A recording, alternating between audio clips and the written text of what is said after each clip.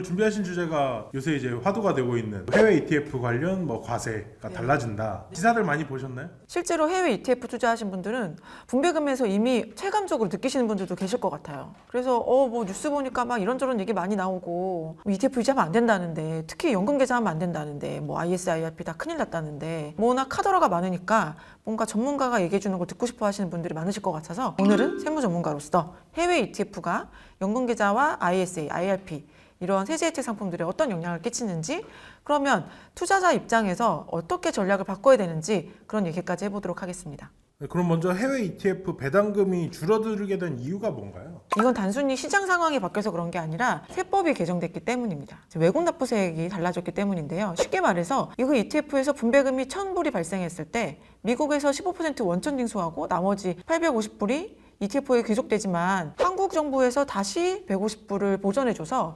투자자들한테는 1,000불이 그대로 귀속이 됐거든요. 근데 25년 1월 1일부터는 국세청에서 보전해주는 제도가 없어졌기 때문에 다시 세금을 내는 걸로 바뀌었습니다. 어떻게 보면은 나의 15%가 날아간 거라고 볼 수 있는데, 이게 사실은 조삼모사라고 볼 수 있기 때문에 어쨌든 외국 납부세액으로 공제해 주는 거라 일반적인 계좌에서는, 특히 미국 같은 경우는 어떻게 보면 큰 차이가 없어요. 문제는 세제 혜택 계좌, ISA, IRP, 연금 계좌 이런 것들이 문제예요. 그러면은 연금 계좌로 해외 ETF를 투자하면 왜 이중과세가 발생하나요? 네, 연금 계좌에서 가장 큰 장점은 과세를 이연한다는 데 있어요. 내가 투자한 상품에서 소득이 아무리 많이 발생하더라도 계좌에 돈이 들어오는 시점에는 세금을 때리지 않고, 내가 이 돈을 연금으로 가져갈 때 3.3%에서 5.5%로 원천 징수하고 본인의 연금 내용에 따라서 종합소득세를 내는 이런 구조로 연금소득세를 과세하는데, 이번 개정으로 인해 과세 이연 효과가 사라질 가능성이 매우 높아졌습니다. 25년부터는 미국에서 15% 원천 징수를 한다면 세후 소득이 내 연금 계좌로 들어오게 되고, 이 연금 계좌에서 내가 돈을 가져갈 때 또 3.3에서 5.5% 세금을 내는 이중과세가 발생. 즉 연금 계좌로 ETF를 투자하신 분들은 예상보다 세금 부담이 커지실 수 있습니다. 그럼 관련돼서 정부 대책이 마련되고 있다고 하는데 연금 계좌도 해결될까요?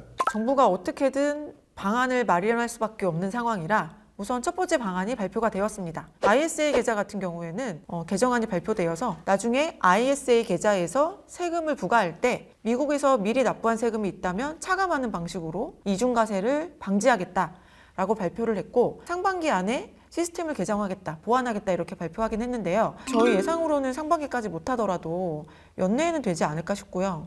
개정되기 전에 이미 세금을 부과한 사례가 있다면 환급해주거나 이런 방식이 될 것 같고요. 근데 연금 같은 계좌는 좀 복잡할 수 있습니다. 시스템 보완이 그렇게 단기간에 해결이 되지 않을 수 있기 때문에 길게는 2년 정도 소요가 될 것으로 보는 시각도 많아서 많이 기다려봐야 될 것 같지만 보완책은 마련될 것이라고 기대하고 있습니다. 어쨌든 연금 계좌는 과세 이연 혜택이 제일 중요한데 이거를 아예 보완할 수 있을지는 미지수예요. 그렇기 때문에 연금 계좌에서 해외 ETF를 투자하신 분들이 있다면 정부가 해결해 주겠지라는 기대보다는 당장 대응할 수 있는 투자 전략을 고민해야 하는 시점입니다. 이제 해외 ETF 투자 전략을 어떻게 해야 될까요? 해외 ETF에서 투자자들이 기대하는 거는 두 가지일 것 같아요. 분배금도 있고 ETF 자체에 양도 차익도 있단 말이죠. 근데 지금 문제가 된 거는 양도 차익이 아니라 이 분배금에 관련된 거예요. 이 분배금에 관련돼서 발생하는 세금에 대한 원천 징수를 외국 납부 세액 공제를 그동안 보전했던 거를 보전해주지 않은 거에 대한 문제인데, 이 양도 차익은 다릅니다. 그러니까 연금 계좌에서는 외국 납부세액 공제 문제가 발생하고 있는 이 분배금에 대한 전략을 짜는 게 아니라 양도 차익에 대한 전략을 짜시면 돼요. 이른바 매매 차익형 ETF 이렇게 볼 수 있겠는데요. 그러니까 내가 그 시장에서 10,000원 주고 산 ETF가 20,000원이 됐을 경우에는 이 세금 문제가 전혀 없기 때문에 그런 것들을 연금 계좌에서 하시고, 반면에 똑같이 분배금을 계속 많이 주는 ETF들은 일반 계좌에서 하시라는 거죠. 네, 일반 계좌와 연금 계좌의 투자 전략을 분리하시는 게 중요합니다.